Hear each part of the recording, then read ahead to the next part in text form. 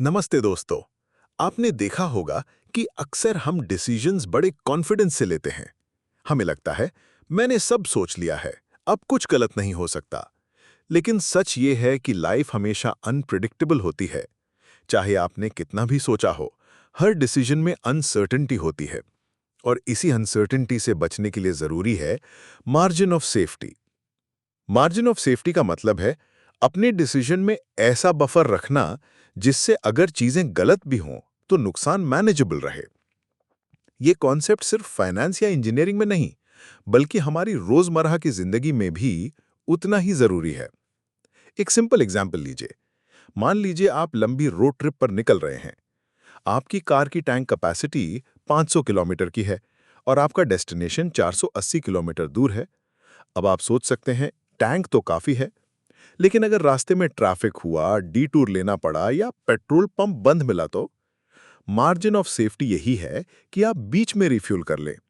यही हैबिट आपको unnecessary risk से बचाती है। एक और एग्जांपल लेते हैं। मान लीजिए आपने इन्वेस्ट करने का डिसीजन लिया है। आपने एक रिस्की स्टॉक में सारा पैसा डाल दिया क्योंकि आपको लगा रिसर्च क्लियर है। अगर वो स्टॉक गिर गया तो मार्जिन ऑफ सेफ्टी यहां यह होता कि आप डाइवर्सिफाइड पोर्टफोलियो रखते, यानी रिस्क स्प्रेड कर देते। हर डिसीजन में यही प्रिंसिपल अप्लाई होता है। अगर आप हेल्थ इंप्रूव करने का प्लान बना रहे हैं तो मार्जिन ऑफ सेफ्टी ये हो सकता है कि आप अपने शेड्यूल में बफर रखें कि अगर मैं डेली 1 घंटा एक्सरसाइज नहीं कर पाऊंगा तो कम से कम 20 मिनट वॉक जरूर करूंगा। अगर आप नया बिजनेस शुरू कर रहे हैं तो मार्जिन ऑफ सेफ्टी ये हो सकता है कि आपके पास 6 महीने का इमरजेंसी फंड हो। अब सवाल है, मार्जिन ऑफ सेफ्टी को प्रैक्टिकली अप्लाई कैसे करें? इसके लिए एक सिंपल क्वेश्चन पूछिए। अगर मेरा डिसीजन गलत हो गया तो मैं कितना सह सकता हूं? और फिर अपने प्लान को एडजस्ट कीजिए ताकि वर्स्ट के सिनेरियो भी आपको ब्रेक ना कर पाए।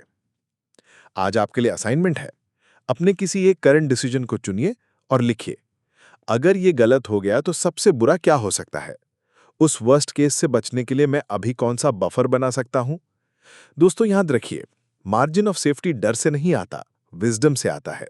यह आपको रिस्क से भागने के लिए नहीं, बल्कि स्मार्टली मैनेज करने के लिए एम्पावर करता है। अब अगले वीडियो में हम मॉड्यूल 4 का आखिरी स्टेप सीखेंगे, लर्निंग फ्रॉम योर चॉइसेस, यानी डिसीजंस के बाद उन्हें रिव्यू करके उनसे क्लैरिटी कैसे और गहरी की जाए।